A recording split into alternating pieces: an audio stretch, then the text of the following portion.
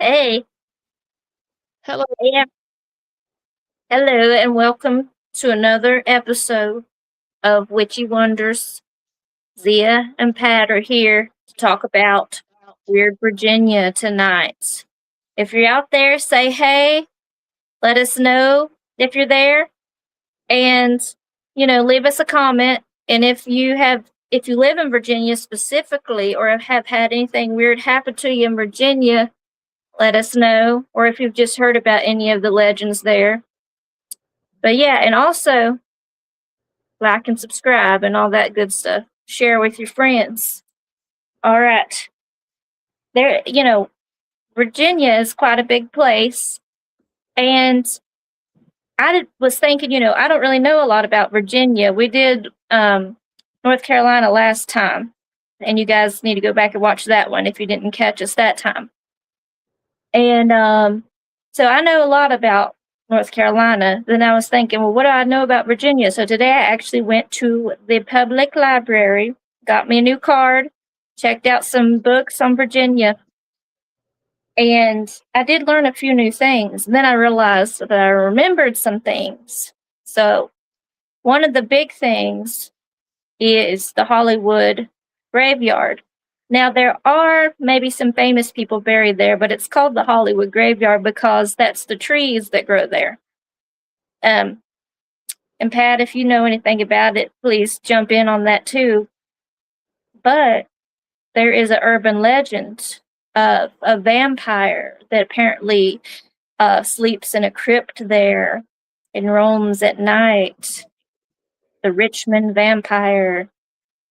And I'm not sure exactly how this urban legend got started, but people said that his name was WW. So they said that the W looked like vampire fangs.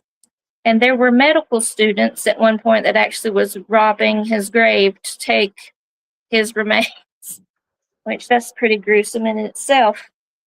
Have you heard of Guar? It's that heavy metal, or they're a metal band. They're funny. They dress up as aliens, and they're still going to this day. But the front man at the time, Dave Brocky, he is buried there, and his character was Odorous Arungus. And Richmond seems like a really cool place. Like they have that Rest in Pieces place. It's like an oddity shop, and they've got bones and things like that. And I think that's right near that Hollywood graveyard. So I'd love to go there and check it out. There's a lot of neat and interesting things in Richmond. Um, I have Let me mention before you leave that. Yes, I've actually been to Hollywood Cemetery, and it's so beautiful that I can imagine if there wasn't a legend about it, someone would make it up.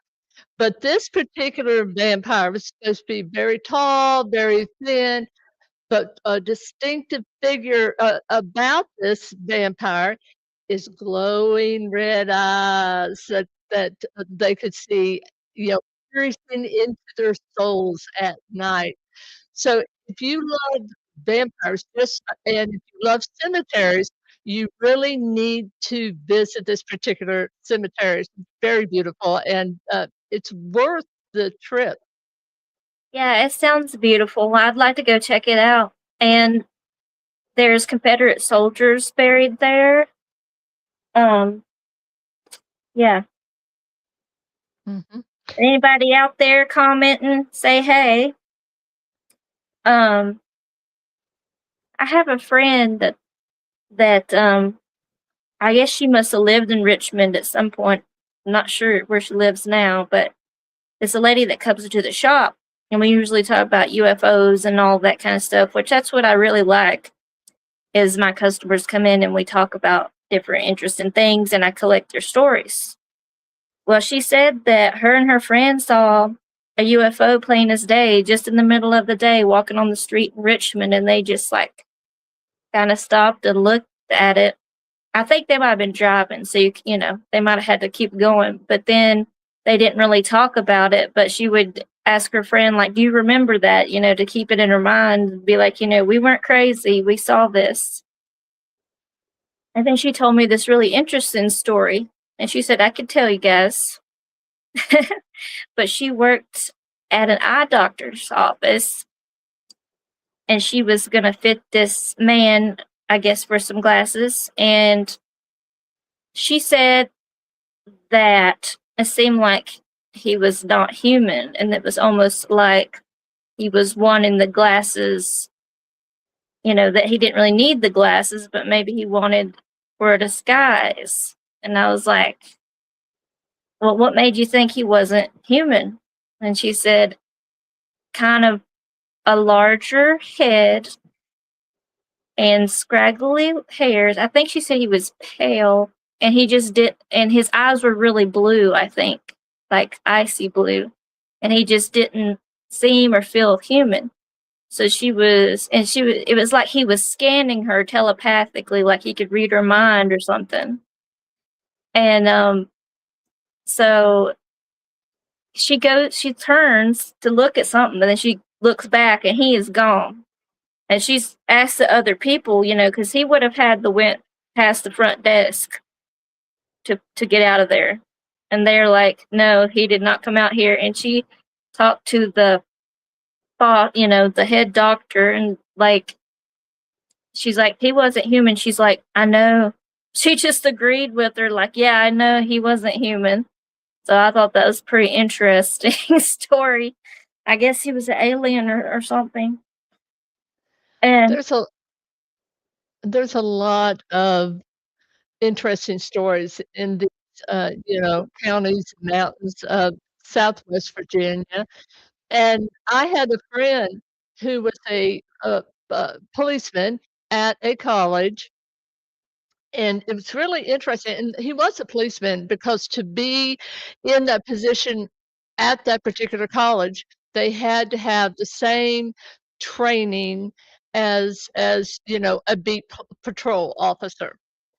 So anyway, he was in the guard shack, the police place where they stayed, and all of a sudden he heard an incredible, it was like a growl, but more than that, it like shook the building enough so that he got his arm, yeah, yeah, his side piece, and he went out the door armed, and when he got there, he smelled the worst odor that he had ever smelled.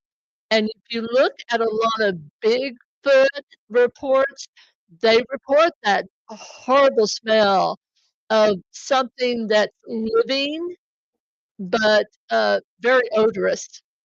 And also, to have, because I first thought when he was talking about it, I thought, well, maybe he's talking about a bear, a huge growl. But he insisted that it shook that entire building, and it was a building. It wasn't a little shack. It was a building.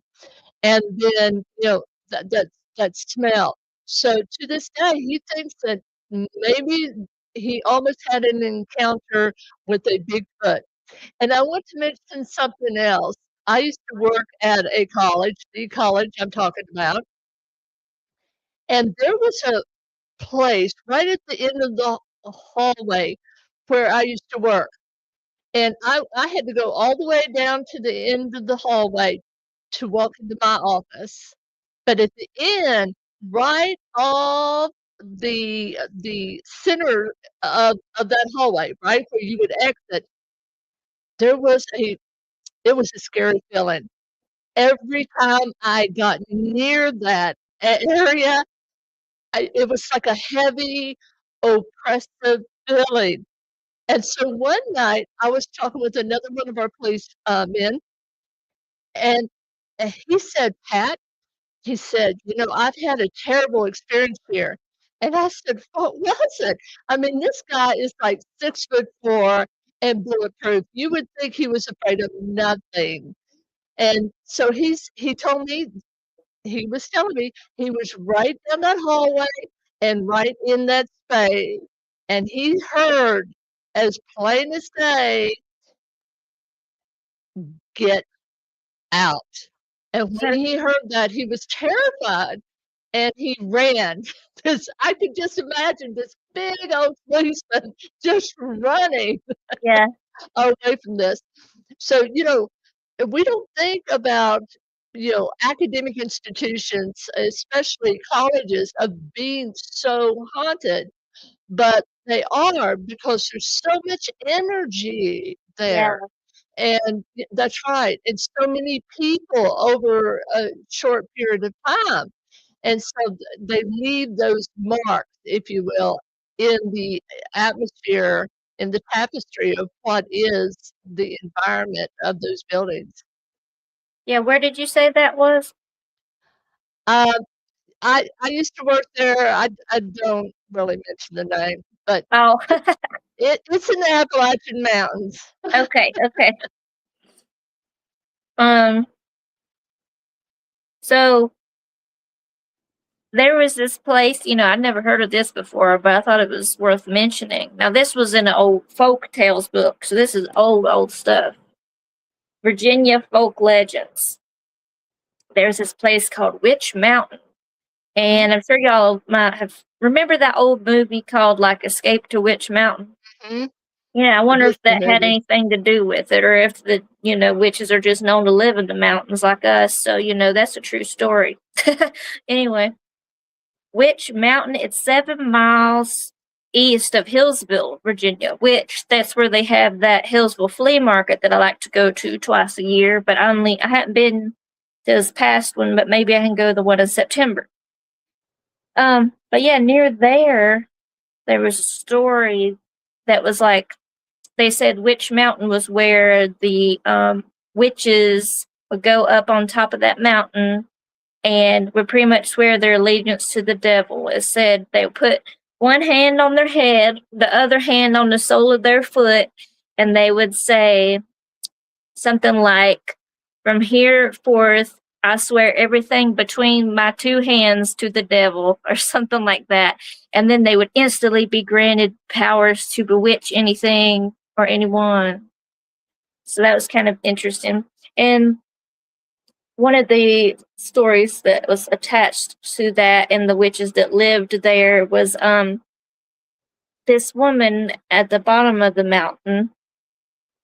She had a little lamb that was sick, and then it said there was a witch doctor had stopped by, so that was someone that could help you with your witch problems. That they had pretty much a good witch. If you think about it, they had the power to good over the evil.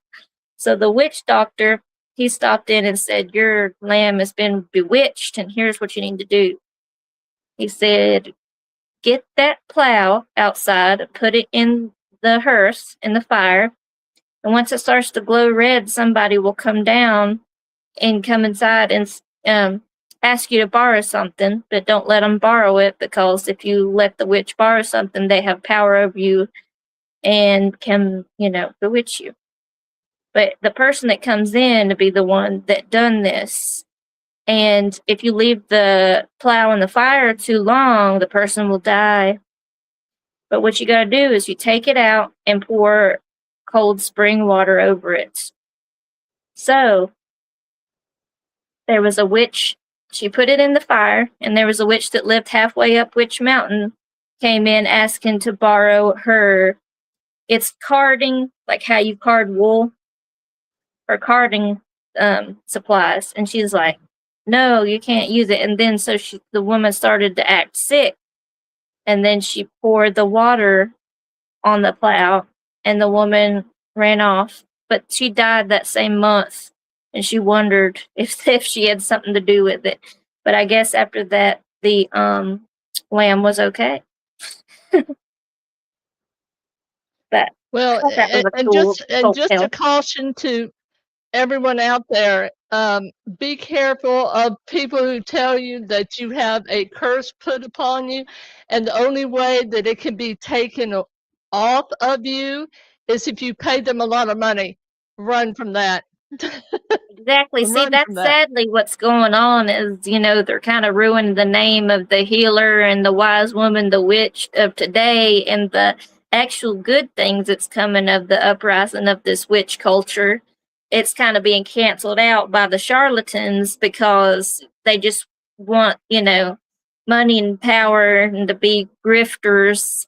And then unfortunately then those people doing that makes people not believe in magic and the paranormal and supernatural. And But let me yeah, mention, Zia, and it's not just in the paranormal or in the witch community. or We have the yes, same thing in the Christian community. I mean, if you look at all of them, you yeah, always have charlatans that's that very true. pretend to have that connection with divine energy and use it to build people out of money. They're terrible people. I don't care who they represent. Exactly. Um, And yeah. And have you heard of this? This one fascinates me. Have you heard of the Bunny Man? Now, I never heard of it till I was looking up about it. And tell me what you heard about it. I knew you would Okay. talk about it. Well, this urban legend got started because of two instances in 1970, and it's near Fairfax County. And I've got a 2-second delay here, people. I am trying to work with it. My apologies.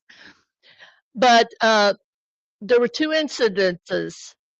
One was a young couple in a car, and suddenly a man with bunny ears and a white suit came running towards their car. The passenger window was open, and he threw a hatchet into Oh the my car, gosh. screaming, "This is private property! Get off Oh, my property!" All right.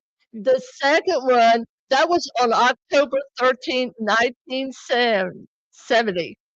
So a little while later, it was either the 30th or the 31st in October, another incident happened where the bunny man was spotted.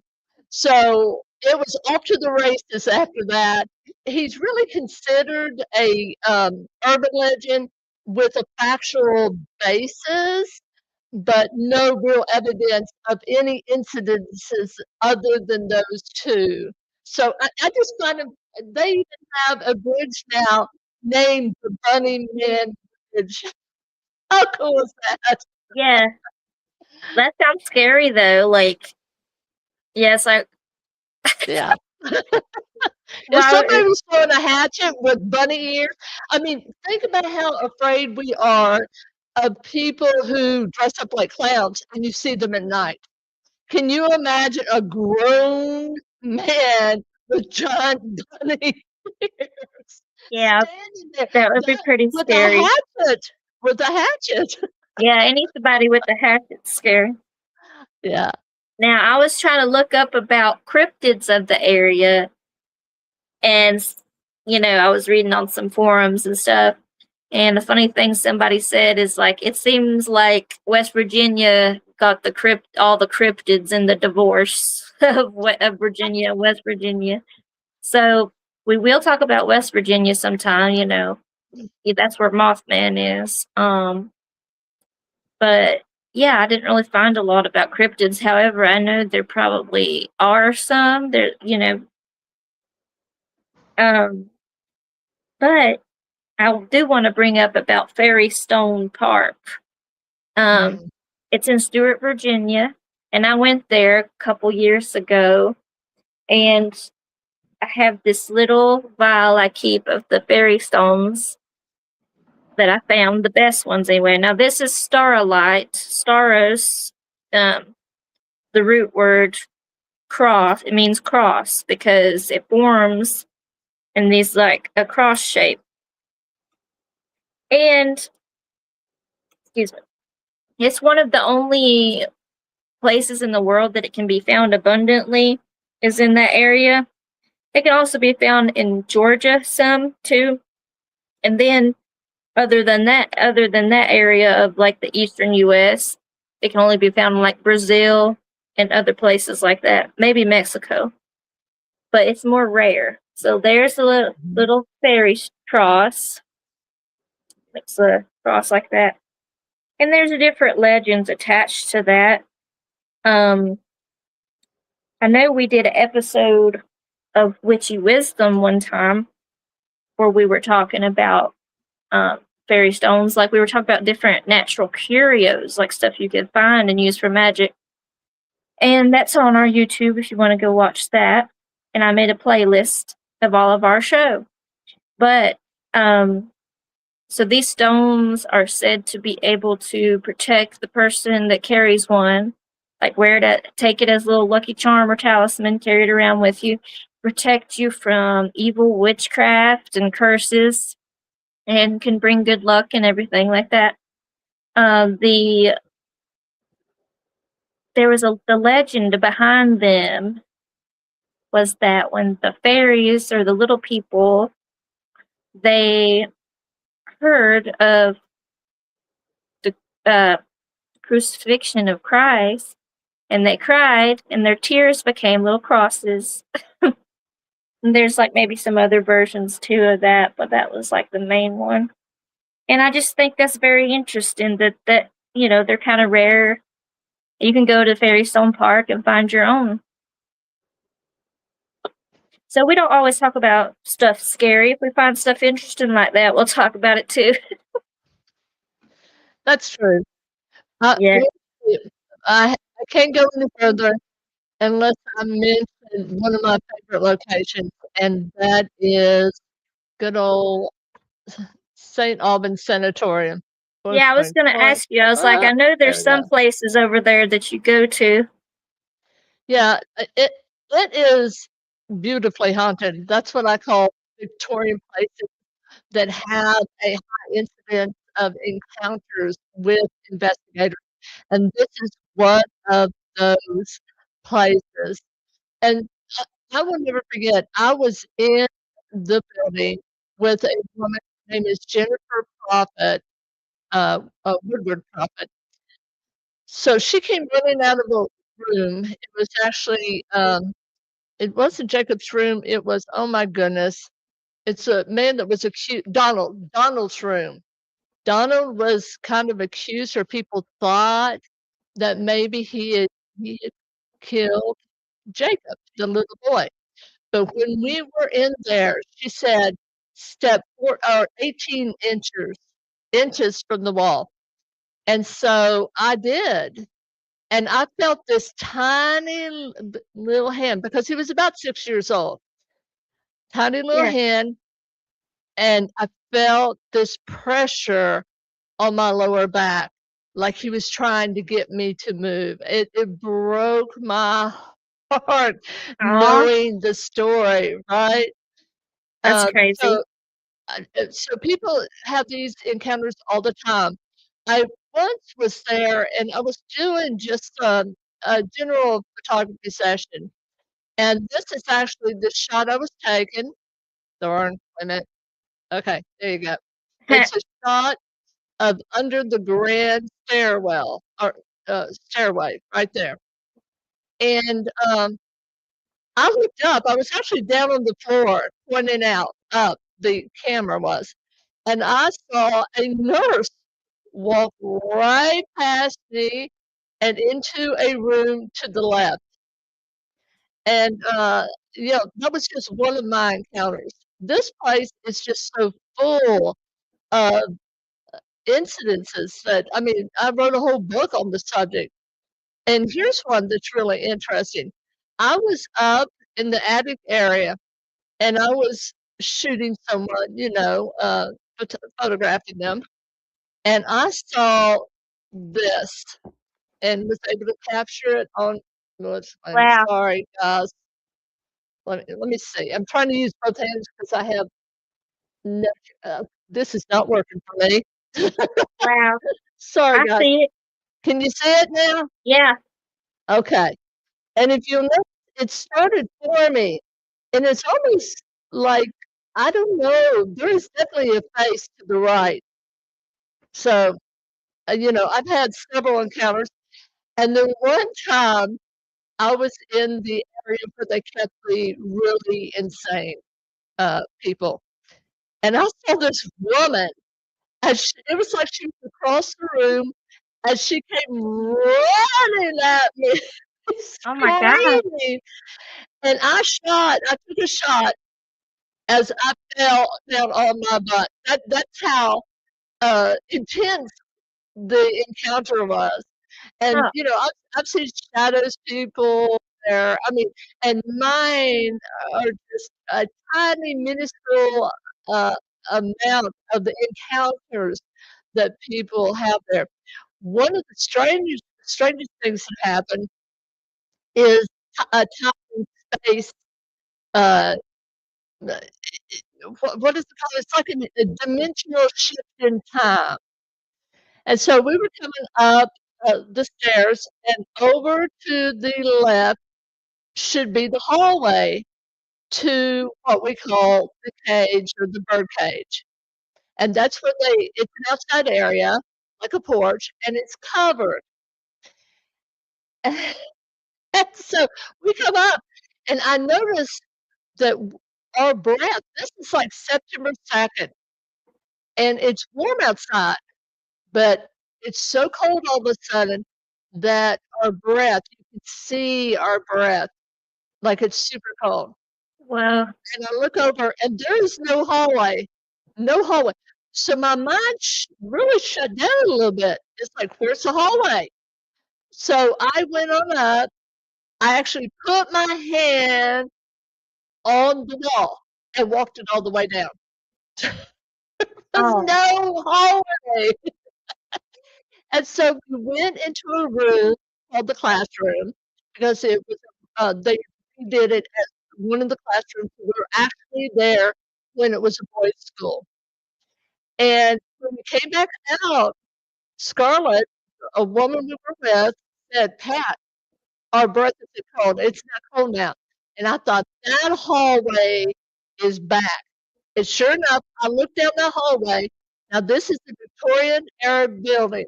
So, the wood around the doorway, you could see it. So I go down the hallway and I look in, and there it is, this massive hallway. So I told the girls that were with me, I said, "Come on, let's go on to the bird cage." And I will never forget their faces. And Scarlett said, "I'm not going." She said, "Pat, what if that closes up again?" So, and mine wasn't the only experience. There was actually a group of people, and one of them was a doctor, another a nurse, and another a librarian. So, very well qualified people to keep their cool. They were actually in a room downstairs, and they noticed that there was no door to get out. So maybe Scarlett wasn't wrong. So they actually did the same thing. They put their hands on the wall and went all the way around, and that doorway was not there. And they were on the other side of that this time. But eventually they did it again, and all of a sudden, of course, the doorway was back. So there, it does happen that time and space collide so that you're either in the past, the future, or the in between. It's in between. So it's an interesting place for any of you who haven't mm, been there. They actually do day where you go in during the day. It's not really an investigation. It's like a walkthrough with the history, but it's so worth it. And they do have it open for paranormal investigation. Oh, see Marcel Hanauer, or go online, and you can actually reserve the location for your team. I don't know if I want to go there or not. Oh, it's awesome. Is anybody on chat? I don't see anybody chatting right now. We did have Millie say hello, Oh, and we've got Jimmy saying hello to both of you. hey guys. Thank you for coming on. I appreciate you. Um, there's this place, I don't exactly know where in Virginia, but it's called Gravity Hill. And it's not like we have Mystery Hill, and there's like it's a weird gravitational anomaly in Boone, you know. But so this place apparently, you know, it's like it's uphill, and if you put your car in neutral, somehow you'll be rolling up it. And then they say if you get out and look, there's handprints on the back of your car, like somebody was pushing you up the hill. And I don't know if this is the same place that it seemed like there was something like a railroad track or something there where kids had gotten killed or something. That was like an urban legend or like a legend. And that could have been in a different place because it was really similar to that, if not the same thing. Is Um, this the one where they say that children are actually pushing? yeah, Yeah, I yeah, think the so. vehicle? Because I Yeah. think it's like they're trying to push you out of the way of harm or something. Mhm, Like they were killed or something there. Like a bus might mhm. have been hit or something. Yeah. There's, Joella just, joined us. Hello, Joella. guys, let us know if you know of any legends in Virginia. That's right. If you've had any ghost adventures, so to speak, then please share those with us. Okay. So I do want to mention the Cavalier Hotel in Virginia Beach. And listen, for those that are just joining us, I'm dealing with a 2 second, it's like a delay. And so I'm trying to work through that as I speak. All right, now I want you all to imagine this.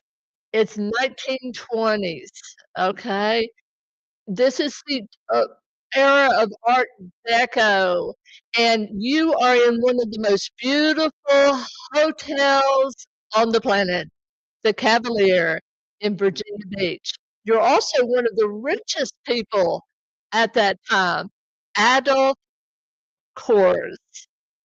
So you would expect someone like that to be lighting a cigar, maybe having his wife or another female companion and sitting in a parlor, enjoying your life. But no, no, no. They see him hurtling 6 feet, or six stories from the sixth story area straight to the ground. And unfortunately, he is one of the people that is seen frequently, either on the sixth floor in the windows of the rooms that he would have occupied, or at the base where he had plummeted to his death or demise. And so that was in 1929. Now, I will tell you, he's not the only spirit that is known to occupy this location. You can hear voices and footsteps, and you can see like dark shadows just for a second. So it's a incredibly beautifully, what I call a beautifully haunted location. I'd like to go Oh, there. Millie says, we live with a ghost in Indiana. Her husband killed her with a 357 Magnum. She Oh my roamed gosh. the house and tormented Jim. Jim is not one that should be tormented. He is a very sweet soul, by the way. But she probably saw the energy that is male in him and resented that. And that's why she, connected with him and tormented him. Well, that's crazy. What kind of stuff happens in the that makes it haunted there? Like Uh, Millie, maybe what kind of experiences did you have with her? She's saying we both seen her at different times. hmm, Millie's saying yes. Yes, he was targeted because he was a male, and only because he was a male. Now, there's so many places. We have battlefields, of course, in Virginia. We've got yeah. Cold Harbor Battlefield in Mechanicsville.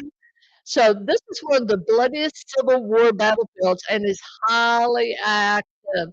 It's like it's lesser known than Gettysburg because of the historical significance of Yeah. Gettysburg, but the blood that ran there was as red as any in Gettysburg. So visitors have reported hearing the distant. Now imagine hearing this terrifying sounds of brutal battle. We're talking screams, musket shots, cannon shots, feeling the oppression and the fear of these young men who were losing their lives. So they also hear cries for help, which are so sad. It's so sad to experience that. And then they see ghostly apparitions.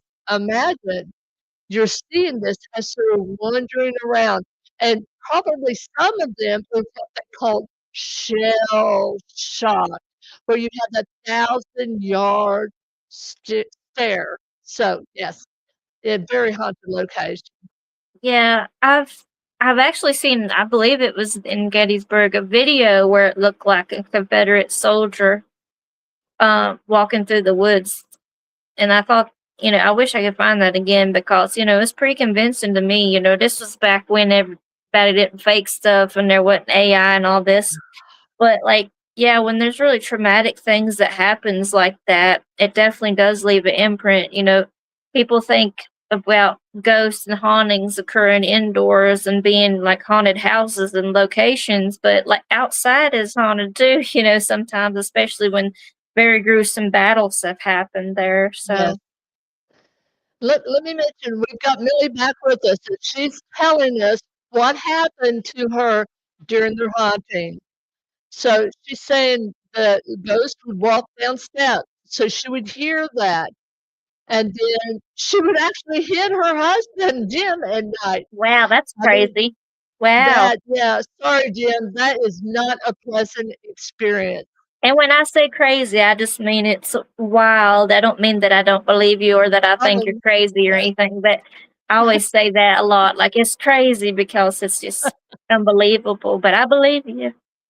And the spirit would cut off electricity in half of the house. Only I half the bet it house. was Jim's house. Was it Jim's half? And Um, then yeah. she had a 6-week-old boy at the time of death, and we had a Oh, 2-week-old boy, and she never bothered him. You know what, Millie? It's almost like she wanted you to know that she was there and just connect with you as another woman and let you know that her presence was still in the house. Where with Jim, it's almost like she may have thought too, because of the children, that she was protecting the baby, something that she probably had to do while she was alive, while she was here. you know, there's a lot more stuff, that I know that I Oh, Jim, forgot that I've probably this is for read. you. Oh, I know I'm crazy, but I understand what you're saying. Oh, well, I am crazy. Yeah, And then, everybody's a little bit crazy, I think. all right. But yeah, I know And there's a lot of stuff that I know we haven't covered. So, like, yeah, if you watch this after the fact and you think of something you want to tell us that is popular or is something specific to your area in Virginia, please comment and let us know about that. We always like to learn about new spooky places. Bright yes, we blessings do. to you all. Hi, Rob. Thank you for joining us. Good to have you. Yeah. Let's see. Anything else? Most of her mean activity was directed at yeah, that's right, Jimmy. You were taking the Oh, brunt of it all. so we have the husband and wife in the chat. That's Yes, cool. both of them. Oh, they're both lovely people. They Probably really on their are. phones, each other in the same room on their phones talking to us. Thanks for joining us. Ah. Now, I will tell you that there's another location, and it's called the Exchange Hotel in Gordonsville. I've been there several times. Supposedly, you can communicate there with both soldiers and children. So it is a museum. It's really interesting to visit. They have one whole segment on like I think it was surgery that were done there. Using the hotel as kind of a hospital, if I remember. Oh, yeah, that makes So if sense. I'm wrong, though, let me know. Okay, it's been a long time since I've been there. That makes Oh, sense why it would be haunted. oh, Christy just checked in. Hello, Christy. Good to have you. Thank you for stopping by. Yeah, I was under the weather for some while, but I'm back and we've got the show. Yes, and we're So, doing third Thursdays at 8 p.m. Oh, also, I can't leave without saying this too, is that Pat's documentary is going to be coming out and showing in Virginia. Tell him mhm. about it. It is coming out on September 12th at Legacy 14th theaters, where the first look is going to be. We've got our folks are going to be there. Zia was in it. The focus is on Appalachian granny women, and we've got 7 amazing women who are representing those because they're descendants of the granny women, or granny witches, as some people today would certainly call them. They had special gifts. They were wart witchers. They could take burns out, and they believed in the Bible. They used those Bible verses in their magic. And the poster is really interesting. The woman on it is a direct descendant of Devil Ain't Hatfield. And Yeah. in her hands, she holds the Bible in one and a key in the other. And what that represents is that the key to their magic was the Bible and their faith, their unshakable faith in their God, in their belief in God. Mm. It's a powerful thing. Yeah, I'm really excited to see what Pat does with it. The trailer's out now. You can go watch it on Mhm. YouTube. It's awesome. I'm excited to see it. But yeah, we'll be in Virginia. And what's he say? I was going to say, Oh, if you're interested in knowing more about the documentary, go to this website, Granny Witch, GrannieIE, witch.com. All right, let's go to Rob. yeah, there's magic in them mountains. I don't know if you said the title or not, but Oh, it's I going to be didn't. called There's Magic in Them Mountains, and it's coming out September 12th, Bristol, Hmm. Virginia. That's right. All right, Rob, go ahead, Zia. I'm dealing with this. Says I lived on Front Royal when I was a kid. There were some strange things happening up there on Shenandoah. An old mountain conjure woman taught me how to work with chicken's feet and all about omens. So that was in Uh, Virginia? Cool. Thank you for and, sharing that. and Rob, I got to tell you, my great granny was an old, granny woman, granny witch, whatever you want to call her. And she took an old chicken bone and she actually just kind of rubbed it on that, wart and said, "Now, Pat," and I saw her whispering, but I didn't know what she was whispering.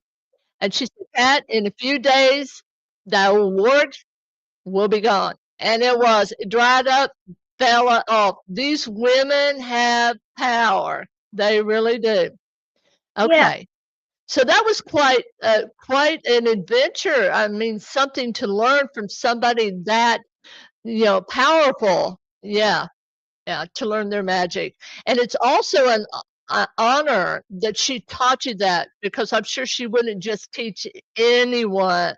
They have to feel that you have that connection to the Appalachians to to the earth in order to pass that on to you.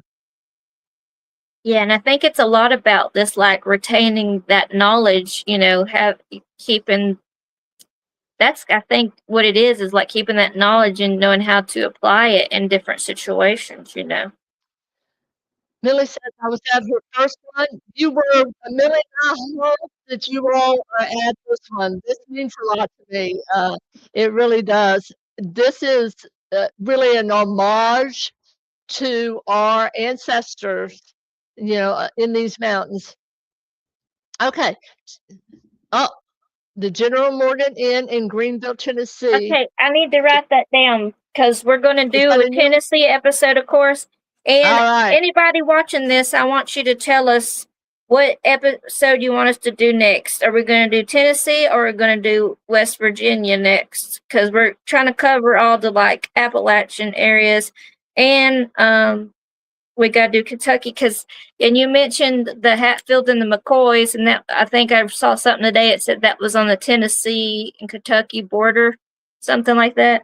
So we'll have to talk about that stuff too. But yeah, I think that we'll have to wrap up this episode because we've been going about 45 minutes each time. So you think we covered what we could, guys? But please, yeah, I'm sure there's some stuff that we have forgot, and yeah, I'm sure there's some like big stuff that we forgot. Wait a minute. Before I knew this was off. I just wanted to make sure before we left that we got this straight. The Hatfield and McCoy feud spanned from Pikeville, Kentucky, or Pike County, Kentucky, and Mingo County, West Virginia. And that, that area is where Angie, the woman who's on the poster of our documentary, is from. So yeah, it was West Virginia. I knew they were West Virginia, Kentucky. Yeah, and so yeah, we'll definitely have to talk about all that, and it's kind of intersects. I mean, really, it's just all this big area. We just make different sections of the different states, but let's do their comments real quick before we go. Okay. Rob, Ezekiel 16:6, yes, sir. And you still have to have the faith to make that work. If you don't have the faith in the source or a source, right, a universal source, that will not work in your hands. It's like giving somebody a Ferrari and they don't have the key, right? You got to have that faith. And then right here, we got, oh, Millie, thank you. That means a lot. You're going to come to the premiere? Mm-hmm. Cool. Well, I'll be excited to meet you. Be sure to tell me who you are and everything. And it says, oh, the other kids were scared of her. She paid me to get her chicken eggs, and she reminded me of my grandmother where I got my gifts. A lot of folks get them from those grannies. They sure do. Yeah, stay connected with us. We'd like to hear more from you and stories and things. I'm sure it'll come up when we talk about, we always bring it back around to the witches, granny witches and women and everything. That's right. And Rob, again, she obviously felt something in you to share that with you, because that's power that's being transferred. All right. But she was giving you the key. She knew you already had the Lamborghini. All right. Yeah. So, well, one thing I was going to say is that that a lot of the time in the folk magic that we talk about, I don't know if I mentioned it in the upcoming film, but like a lot of these healing powers is transferred from, the opposite sex. So it's like female passed down to the male, kind of, like how you're saying your grandma taught you. So, yeah. Mm-hmm. No, not in all families. No, not in my all. family. It was female to female. Yeah. And that may have been because we had so few males in my family. Yeah. But anyway, Rob has such an interesting path, and he does say yes, and in voodoo, we call that Ashe. What did I say? I swear, I'm sorry. dealing with this 2-second delay. You mean Ashe? Bear with me. Okay. And, again, we Maybe? will love you guys. And last, Pat, she taught me to curse too. Well, a lot of people see that it's only one way, that you're either evil or you're doing evil with, which would be hexing. People consider it evil because you're going against someone's will in order to cause harm. But they also state that a good witch only does good, the white light sort of thing. But the reality is, someone with this power has the ability to do both. Yeah.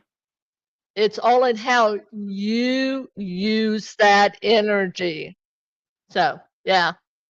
Yeah. All right, my lovelies. Thank you all for joining us and commenting. We've really enjoyed the conversation. And yeah, let us know in the comments, even if you watch it after the fact, what do you want to see next? What state we're doing next? Tennessee, West Virginia, Mhm. And also, well, we'll talk about it later. There's new things coming too, so Oh we'll boy. share those later. Oh, yeah. So yeah, like, subscribe, follow, share, all that good stuff. We appreciate you so much. And until next time. One word, balance. Absolutely. All Oh right, yeah. Rob, and the rest of you, you all are wonderful. Thank you, Jimmy. Thank you, Millie. Yeah, All of thank you you for guys. being here. Invite your friends.